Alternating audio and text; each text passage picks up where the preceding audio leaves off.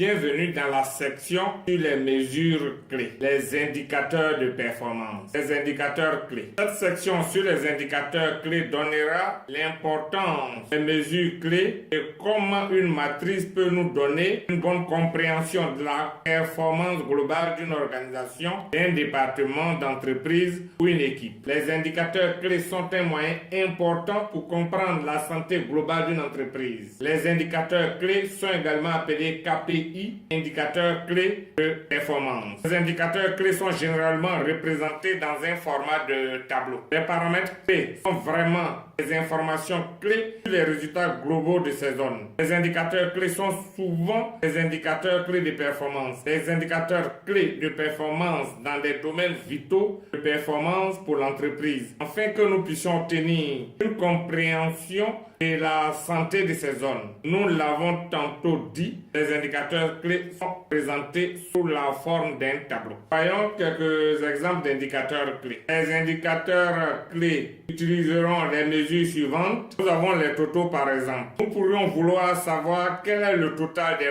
ventes ou le total des bénéfices. Les moyennes. Quel est le montant moyen d'un profit? Le nombre. Combien de commandes ont été traitées? Le directeur veut savoir combien nous avons vendu de smartphones par exemple. Les questions, les indicateurs peuvent nous révéler. Nous avons le ratio. Le ratio calcule la proportion d'un objet par rapport à un autre. Par exemple, les ratios sont vraiment importants puisqu'ils donnent beaucoup d'informations. Par exemple, ils permettent d'avoir en un coup d'œil un bénéfice gracieux et de comprendre ce que ce bénéfice représente par rapport à la somme des bénéfices. Le max est le montant de vente le plus élevé. Peut-être aussi une demande. Quel est le plus faible montant des ventes? Quel est le plus haut montant et la plus faible quantité présumée? Dans la liste des employés, on peut vouloir savoir qui a l'âge le plus élevé, quelle est la moyenne d'âge, qui a le plus de jours d'absence au sein de la population du personnel. Afin que la RH puisse savoir les indicateurs clés qui donnent vraiment sa compréhension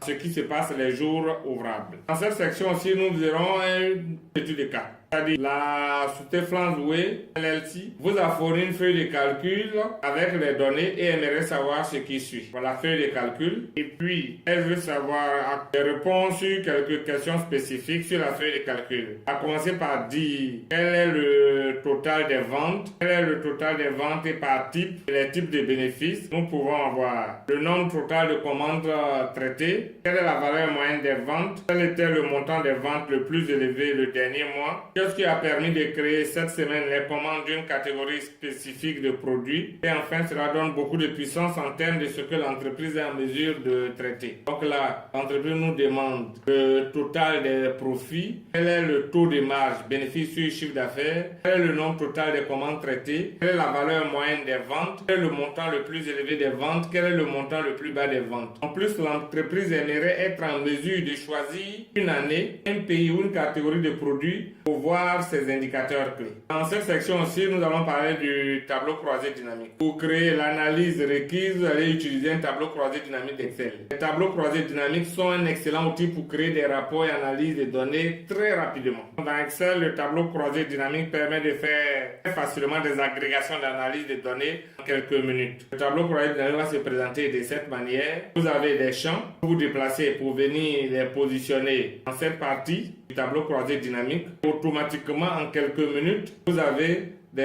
l'agrégation, c'est-à-dire les sommes, le nombre d'informations, les moyennes, en fonction du type de calcul. Vous avez choisi le tableau croisé dynamique pour faire l'analyse rapidement. Nous allons aussi voir ce que nous appelons les segments. Les segments sont disponibles dans Excel 2010 et les versions qui viennent après, Excel 2013 et Excel 2016.